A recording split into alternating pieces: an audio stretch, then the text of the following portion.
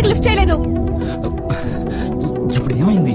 నువ్వు చెప్పకుండా కంగారు వెళ్ళిపోతే నేనేమనుకోవాలి? ఎంత భయం వేసిందో తెలుసా? భయం ఎందుకు?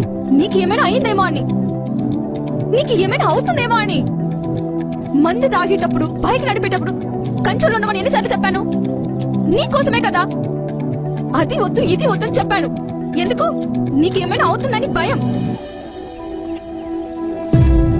వెళ్ళేటప్పుడు జాగ్రత్త, జాగ్రత్త, అర్థమైందా?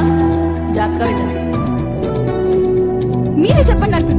మన ఇష్టపడే వాళ్ళు బాగుండాలని మంచి అయితే చెప్తాం కదా. వాళ్ళ కోసమే కదా చెప్తాను. వాళ్ళు బాగుండాలనే కదా.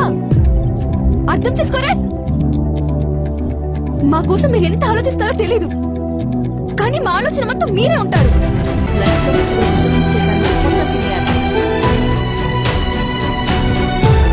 ఇస్తాం కదా. ఏంటి ఇంత లేట్ అయింది? తొందరగా రావచ్చుగా. ఎంత కంగారు పడ్డానో తెలుసా? నీకు అర్థం కాలేదు. ఏంటి అలా ఉన్నారు? తలనొప్పిగా ఉందా? కాఫీ పెట్టా? జాగ్రత్తగా వెళ్ళండి. నువ్వు చెప్పకుండా కంగారు వెళ్ళిపోతే నేనేమనుకోవాలి?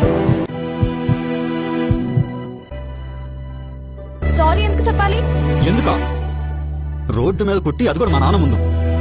సారీ చెప్పు. కొత్తగా సారీ ఎందుకు? బాధపడ్డావు కదా నా వల్ల. నీ వల్ల కదా నాకు కోపం వచ్చింది, అందుకే కొట్టాను. అదంతా నాకు తెలియదు, నువ్వు సారీ చెప్పాల్సిందే.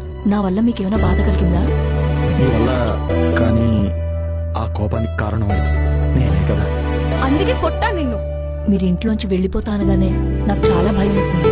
ఏంటి, ఫోన్ లిఫ్ట్ చేయకపోతే భయం వస్తుందా నీకు? ప్రేమించాను కదా, భయాలుంటాయి. నీకు అర్థం కాదులే. నాకు అర్థమైంది. నీ ప్రేమ ఎలా ఉంటుందో నాకు అర్థమైంది.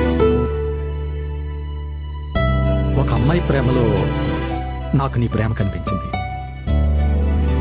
నీకు ఎన్నిసార్లు సారీ చెప్పినా తప్పులేదు. ఎందుకంటే ఇన్నేళ్ల నుంచి నిన్ను ఒక్కసారి కూడా అర్థం చేసుకోలేదు. నీ గురించి నేను ఆలోచించటమే మర్చిపోయాను. ఒక చిన్న మూమెంట్ నిన్ను గుర్తు చేసింది. మా అమ్మని చూశాకే నీ ప్రేమ అర్థమైంది. మనిషి కలిసి ఉంటుంటారు, వాళ్ళ ఎమోషన్స్ కూడా తెలిసి ఉండాలి. నీకోసం పుట్టాయని చెప్పను కానీ నీకోసం బతుకుతాను. నీకు చెప్పాలి. ఏంటది?